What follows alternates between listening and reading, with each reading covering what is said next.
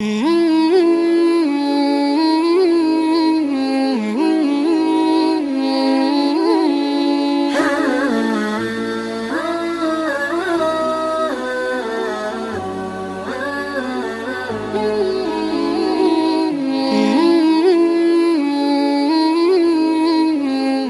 باللہ من الشیطان الرجیم بسم اللہ الرحمن الرحیم یا اہل الکتاب، اے کتابیو، قد جاءکم رسولنا، تمہارے پاس ہمارے رسول تشریف لائے، یبین لکم علی فترۃ من الرسل، کہ تم پر ہمارے احکام ظاہر فرماتے ہیں بعد اس کے کہ رسولوں کا آنا مدت و بند رہا، ان تقولوا ما جاءنا من بشیر ولا نذیر، کہ کبھی کہو کہ ہمارے پاس کوئی خوشی اور ڈر سنانے والا نہیں آیا، فقد جاءکم بشیر ونذیر، بے شک آ گیا تمہارے پاس خوشی اور ڈر سنانے والے، واللہ علی کل شیء قدیر، اللہ ہر چاہت پر قادر ہے۔ اس آیہ کریمہ میں حضور اکرم صلی اللہ تعالی علیہ وآلہ وسلم کی تشریف آوری کا ذکر ہوا۔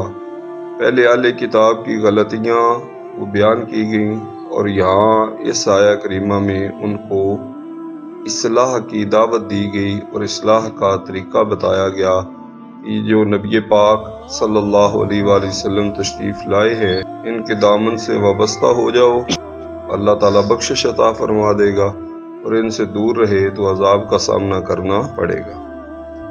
حضور اکرم صلی اللہ علیہ وآلہ وسلم نے جب اعلان نبوت فرما لیا تو حضرت معاذ بن جبل، سعد بن عبادہ، عقبہ ابن وہب، انہوں نے یہودی راہبوں سے کہا کہ تم لوگ ہمیں بتاتے تھے کہ رسول اللہ تشریف لائیں گے، ہمیں ذوق شوق پیدا ہوا، جو اوصاف حمیدہ تم نے بیان کیے ہم ان کے گرویدہ بن گئے، تو اب وہ رسول اللہ صلی اللہ علیہ وآلہ وسلم تشریف لے آئے، تمہاری بتائی ہوئی علامات کے ذریعے ہم نے ان کو پہچان لیا، تم اب جو ہے وہ مانتے نہیں ہو۔ وہ کہنے لگے کہ نہیں، یہ وہ نبی نہیں ہے جن کی ہم نے تمہیں خبر دی تھی۔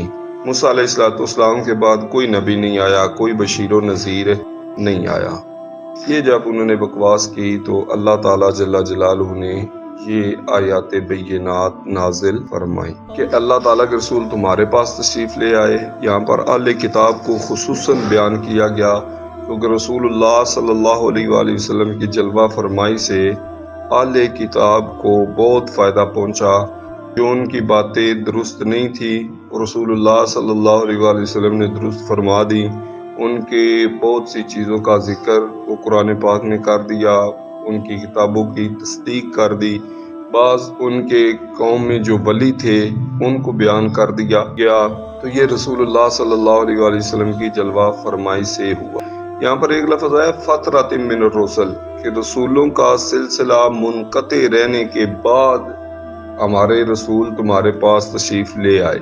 تو رسولوں کا سلسلہ منقطع رہا، حضرت سیدنا موسیٰ اور حضرت عیسیٰ ان کے درمیان 1700 یعنی تقریباً 2000 سال کا فاصلہ ہے، حضرت سیدنا موسیٰ اور حضرت سیدنا عیسیٰ علیہ السلام کے درمیان، اور حضرت عیسیٰ اور جناب نبی پاک صلی اللہ تعالی علیہ وآلہ وسلم کے درمیان تقریباً 600 سال کا فاصلہ ہے۔ باقی رہ گیا حضرت اسماعیل اور حضور اکرم صلی اللہ علیہ وآلہ وسلم کے درمیان تقریباً 4000 سال کا فاصلہ ہے۔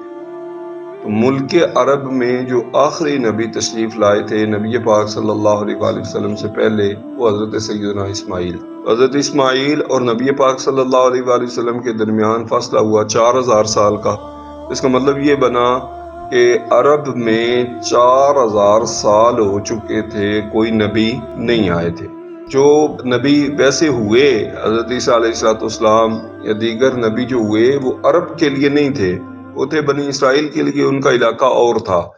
ان کے لیے نبی آئے، آخری نبی حضرت اسماعیل تھے، اور حضرت اسماعیل کے بعد نبی پاک صلی اللہ علیہ وآلہ وسلم کے آنے تک 4000 سال گزر چکے تھے۔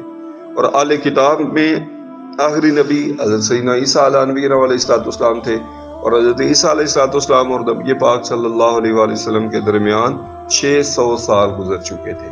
تو اب اندازہ لگائیں کہ جب 4000 سال سے کوئی نبی نہیں تھا، ان کے اندر کیا کچھ ہو چکا ہوگا، آل عرب کے اندر کیا تاریکیاں آ چکی تھیں، کیا جہالت آ چکی تھی، کیا ان کے اندر جو ہے وہ سلسلہ کے جانور جو ہے وہ بھی اپنی اولاد کو بچاتا ہے، اپنی اولاد کی حفاظت کرتا ہے، اور عرب جو ہے اس حد تک پہنچ گئے تھے کہ اپنی بیٹیوں کو خود دفنا دیتے تھے، زندہ دفنا دیتے تھے اپنی بیٹیوں کو۔ اس طرح ان کے اندر تاریکی آ چکی تھی، جہالت آ چکی تھی کہ 4000 سال سے کوئی نبی تو تھا نہیں۔ تو یہ نبی پاک صلی اللہ علیہ وآلہ وسلم کا نور نبوت تھا کہ 4000 سال سے جو سلسلہ ہو چکا تھا، نبی پاک صلی اللہ علیہ وآلہ وسلم نے صرف 13 سال میں اس قوم کو بالکل درست راستے پر چلا دیا۔ کہاں 4000 سال کی تاریکیاں اور کہاں نور محمدی کے 13 سال۔ پھر یہاں پر اللہ پاک نے ارشاد فرمایا، ہمارے رسول تمہارے پاس تشریف لے آئے، ہمارے رسول تشریف لے آئے۔ بڑا عرصہ رسولوں کا سلسلہ منقطع رہا، اس کے بعد ہمارے رسول تشریف لے آئے۔ یہاں پر یہ نہیں فرمایا کہ ہمارے رسول جو ہے وہ 63 سال کے لیے آ گئے، یا ہمارے رسول جو ہے وہ 200 سال کے لیے آ گئے، یا ہمارے رسول جو ہے وہ 500 سال کے لیے آ گئے۔ بس تشریف لے آئے تاکہ تم کل کو یہ نہ کہہ سکو کہ ہمارے پاس کوئی بشیر و نذیر نہیں آیا، ہمیں تو کوئی ڈر سنانے والا آیا ہی نہیں ہے، ہمیں کوئی جنت کی خوشخبری دینے والا آیا ہی نہیں ہے۔ تو اب کوئی بشیر و نذیر آتا تو ہم ایمان لاتے، تم کل کو یہ بات نہ کہہ سکو۔ تو ہمارے رسول تشریف لا چکے ہیں، اب یہ نہ کہنا کہ اتنے سال کے لیے آئے، اتنے سال کے لیے آئے۔ اب ہماری صدی جو چل رہی ہے، آج کوئی کہے کہ جی میں کہوں گا اللہ پاک کی بارگاہ میں ہمارے پاس کوئی بشیر و نذیر نہیں آیا، تو وہ نہیں کہہ سکتا۔ کیوں نہیں کہہ سکتا؟ کہ جناب محمد کریم صلی اللہ علیہ وآلہ وسلم 100 200 400 سالوں کے لیے نہیں، قیامت تک کے لیے آخری نبوت کا تاج اللہ پاک نے محمد کریم کو عطا فرما دیا۔ تو اب جو بھی آئے گا، پیدا ہوگا، اس کے لیے بشیر و نذیر آ چکے ہیں، اور وہ بشیر و نذیر کون ہے؟ محمد کریم صلی اللہ علیہ وآلہ وسلم۔ تو کل کو قیامت کے دن کوئی عذر پیش کر سکے نہیں جی ہمارے پاس نہیں آئے، تو اللہ تعالیٰ نے یہاں ان کے آنے کا تذکرہ فرمایا ہے، اور پھر اس کے بعد وہ مسلسل نور محمدی ہے جو اپنی چمک قیامت تک دکھائے گا۔ آپ کے بعد کوئی اور نبی نہیں ہوگا، تو آپ بشیر و نذیر بن کے تشریف لے آئے ہیں۔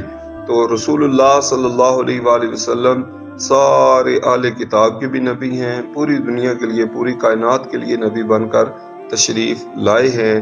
یہاں پر یہودیوں کو مخاطب اس لیے کیا گیا کہ ان کو فائدہ اس کا زیادہ پہنچائے۔ پھر حضور اکرم صلی اللہ تعالیٰ علیہ وآلہ وسلم کا یہاں فرمایا یبین لکم، بیان کرتے ہیں تمہارے لیے۔ تو اب وہ تعریفیں کرتے تھے، تورات و انجیل کے احکام انہوں نے بدل دیے تھے، تو اللہ تعالیٰ کے محبوب کریم صلی اللہ علیہ وآلہ وسلم کو اللہ پاک نے علم دیا ہوا، ان علم کے خزانوں میں یہ شامل تھا کہ انہوں نے جو تبدیلی کی ہوئی تھی رسول اللہ صلی اللہ علیہ وآلہ وسلم نے اس کو بھی درست فرما دیا۔ حضور صلی اللہ علیہ وآلہ وسلم اللہ تعالیٰ کی حجت ہے، اللہ تعالیٰ کی دلیل ہے۔ اہل کفر کی زبانیں بند ہیں، کل کو بھی وہ یہ نہیں کہہ سکیں گے ہمارے پاس کوئی نہیں آیا۔ رسول اللہ صلی اللہ علیہ وآلہ وسلم اللہ کی دلیل بن کر تشریف لے آئے۔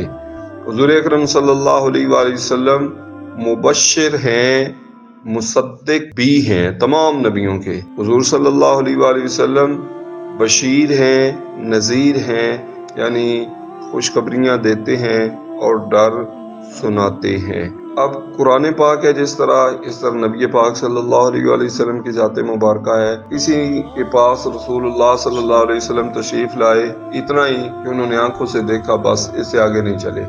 اس طرح کے ابو جہل ہو گیا، اس طرح کے لوگ، انہوں نے آنکھوں سے دیکھا، بس بات ختم۔ کسی نے کانوں سے سنا، بات ختم۔ کسی نے ان کے ساتھ محبت کی، ان کو دل میں بسایا، تو اس کی نوعیت مختلف ہو گئی۔ جیسے قرآن مجید ہے نا، قرآن مجید کوئی اس کو صرف دیکھتا ہے تو وہ قرآن مجید سے فائدہ اور طرح کا اٹھاتا ہے، کوئی قرآن مجید اس کو پڑھتا ہے وہ فائدہ اور اٹھاتا ہے، کوئی اس قرآن مجید کو حفظ کر کے سینے میں محفوظ کرتا ہے وہ فائدہ اور طرح کا اٹھاتا ہے، کوئی دل میں بسا کے اپنے شب و روز قرآن مجید کے مطابق کر لیتا ہے وہ فائدہ اور طرح کا اٹھاتا ہے۔ سب سے خوش قسمت وہ ہے جس کے دل میں محمد کریم صلی اللہ علیہ وآلہ وسلم جلوہ فرما ہو گئے، یعنی اس کو اللہ تعالیٰ نے ان کی محبت عطا فرما دی اور ان کی معرفت عطا فرما دی، اور رسول اللہ صلی اللہ تعالیٰ علیہ وآلہ وسلم کو محبوب بنا کر دل میں بسا لیا اس نے، ان کے دلوں کو اللہ نے عرش معلیٰ بنا دیا ہے۔ وہ دل اعلیٰ ترین دل ہیں کہ جنہوں نے صرف نبی پاک صلی اللہ علیہ وآلہ وسلم کو صرف آنکھوں کی حد تک، کانوں کی حد تک، ان کو پڑھنے کی حد تک نہیں رکھا، بلکہ جو دل رب نے دیا ہی اس لیے ہے کہ اس دل میں امام الانبیاء صلی اللہ علیہ وآلہ وسلم کو بسایا جائے۔ انہوں نے اپنے اس دل جس مقصد کے لیے دیا تھا وہ مقصد پورا کیا اور رسول اللہ صلی اللہ علیہ وآلہ وسلم کو دل میں بسا لیا، تو وہ خوش قسمت ترین اعلیٰ ترین لوگ ہو گئے۔ اللہ تعالیٰ نبی پاک صلی اللہ تعالیٰ علیہ وآلہ وسلم کی محبت عطا فرمائے، سچی محبت جو صحابہ کرام علیہم رضوان کو عطا فرمائی تھی اس طرز کی محبت ہم سب کو عطا فرمائے، اور اس کی برکات سے دنیا میں، قبر میں، حشر میں نوازے۔